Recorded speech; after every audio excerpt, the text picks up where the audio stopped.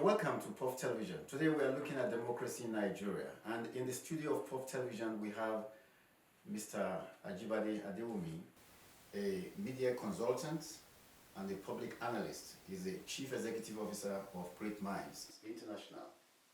Mr. Adewumi, you're welcome to the studio. Thank you very much. Let me say first and foremost that you are doing something great here. And I appreciate what you are doing. And I pray that you continue to go higher and higher. Thank you. In Jesus' name. Thank you very much, sir. What do you see is the significance for a celebration of democracy as of today?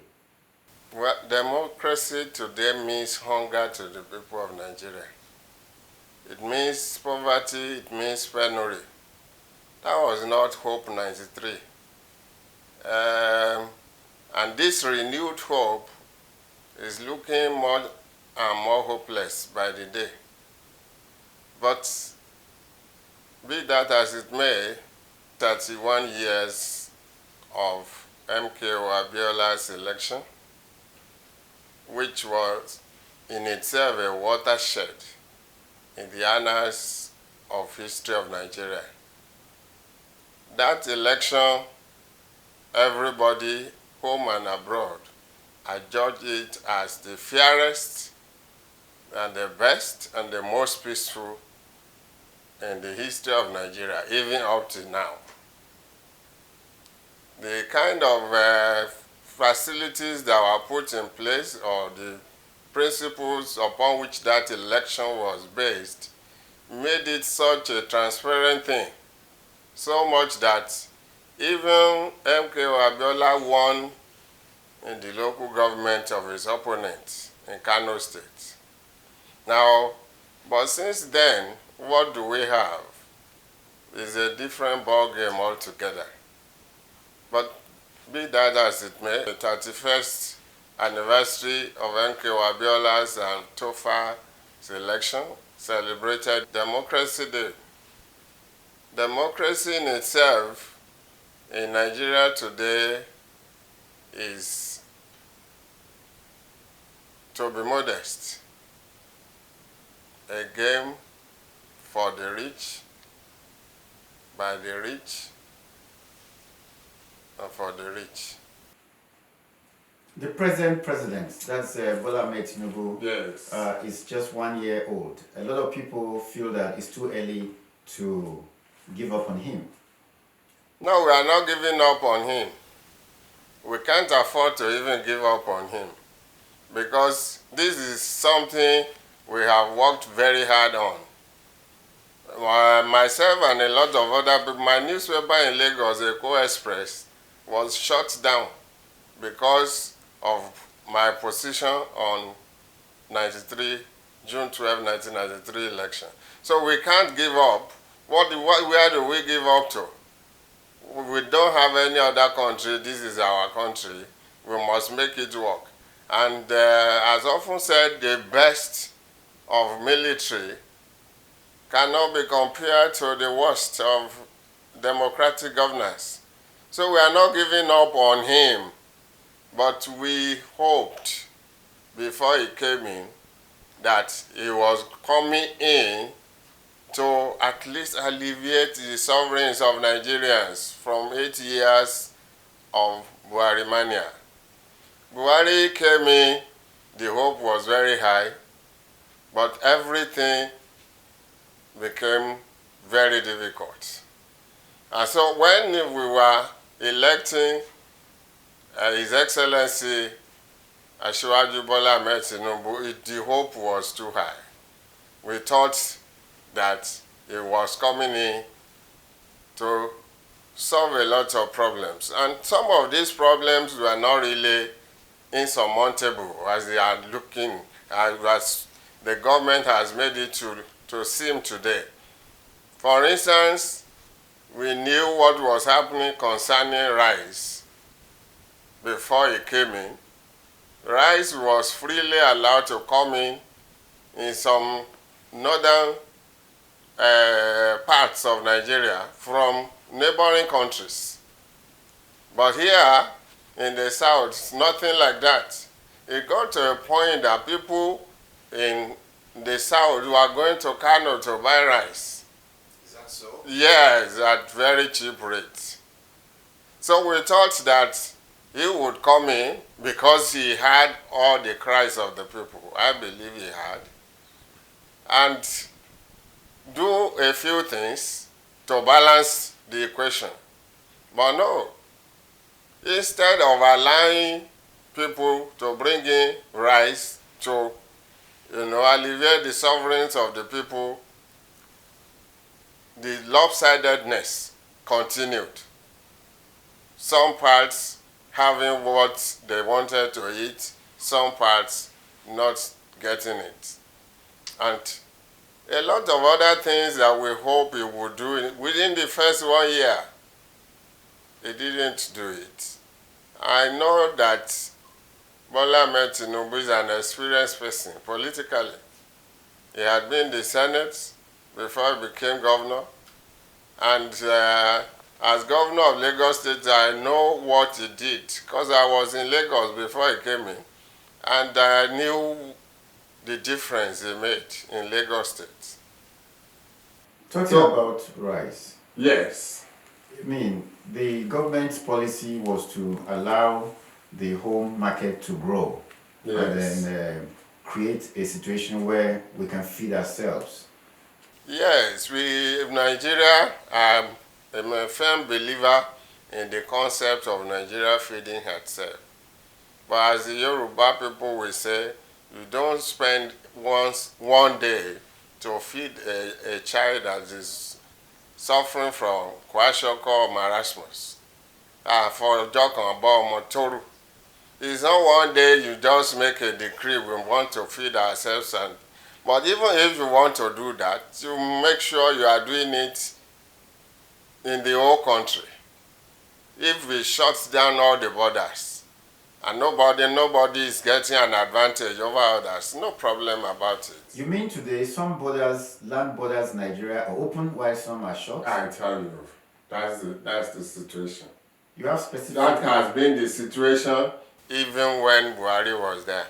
Which of the borders are shut and which of them are... Most of the borders in the south were shut. Why? Yes. Why some? Why? I mean, people were allowed to come in anyhow. You understand what we are talking about?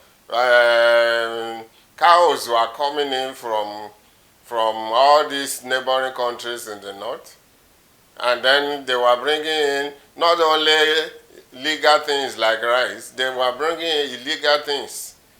They were bringing in arms and ammunition. Most of the arms and ammunition you find in Nigeria today came in from the northern flank. In your own assessment, the Tinubu administration hasn't done well enough in its first 1 year? Now, it will be difficult to say that because it will not even be fair. Now, we know he met a lot of problems on ground when he came in.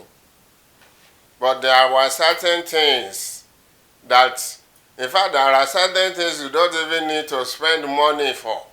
Now they are working on this local government stuff. What stopped him from doing it within the first 3 months of his coming in? That the basis, one of the major reasons why we voted for Bola Ahmed Tinubu in this country is because of his position with Obasanjo during the struggle for the creation of SCDAs in Lagos.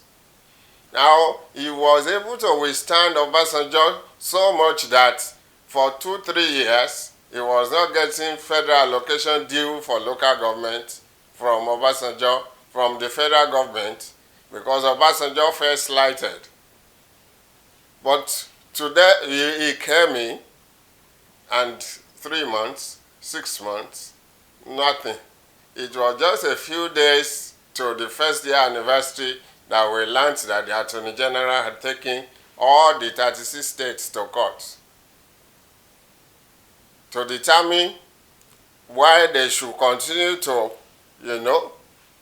take over the running of local government, suspend local government chairmen, appoint caretaker committees, withhold their money to a joint account, and all this, and they knew that it was illegality. But he supported them for a few months, maybe because he wanted to test the ground. But if he had taken these steps, by now local governments will be free, and then everybody will be doing the little he can do in his own area of jurisdiction. He has started that in court. Let's hope they will get to a point.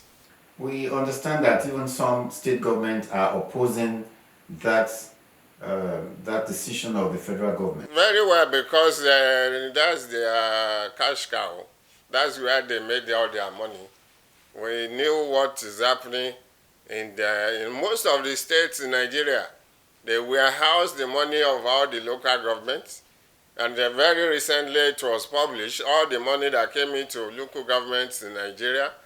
You see a local government getting as much as 100 million, 150 million per month, after paying salaries of about 40, 50 million for the teachers and local government workers. They keep the rest to themselves. And they say, okay, we are doing joint allocation committee stuff. When they give them about 2 million, 3 million to run the affairs of the local government, and then they keep the rest of the money. We know what many of them are doing with such money, awarding some bogus contracts, and then the money will disappear from wherever it is kept in the first place. And some of the local government chairmen are even invited to just come and sign. There was such a situation in Ekiti. It is very well known to everybody what happened with the airport projects, where they ordered all of them to come and sign a particular amount of money that they have contributed it to the airport project. And what happened? Today the airport project is still there. The Federal Ministry of Aviation awarded the contract for building of the terminal, and then the man disappeared that there is insecurity in Nigeria. So what are we really talking? I mean, you know the way they are spending the local government's money in Nigeria is the highest form of fraud. What is your expectation of the Tinubu administration in the next 1 year? In the next 1 year, Tinubu must deliberately do things that will make life less difficult. Now, if Nigeria is a small country, most of us will have gone outside Nigeria to our neighboring countries. I know life is not too easy for some of these neighboring countries.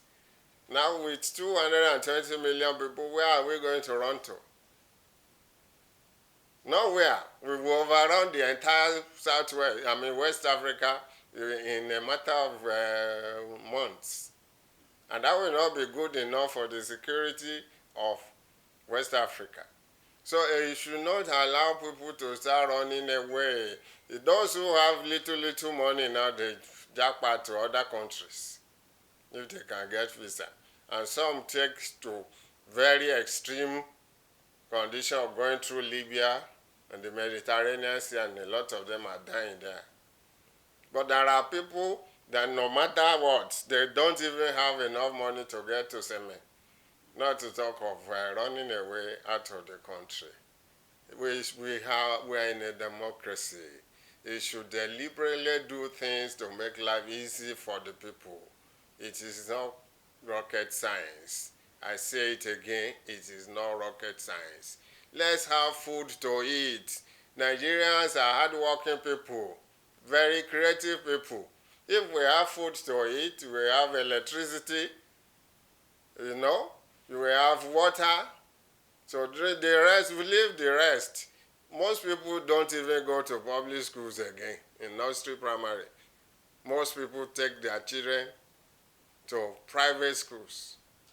Now, that is not to say that you should leave education. Let healthcare be a primary thing.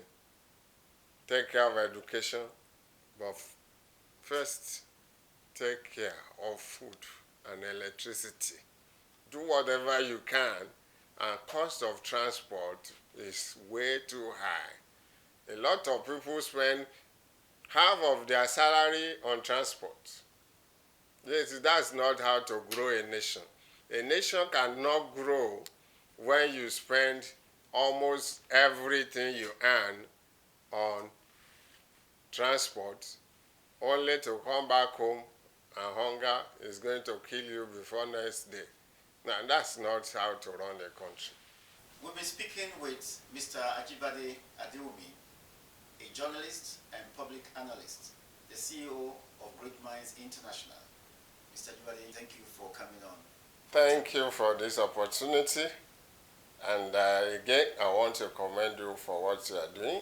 The sky is the starting point. Thank you, sir. God bless you. People of the Fountain.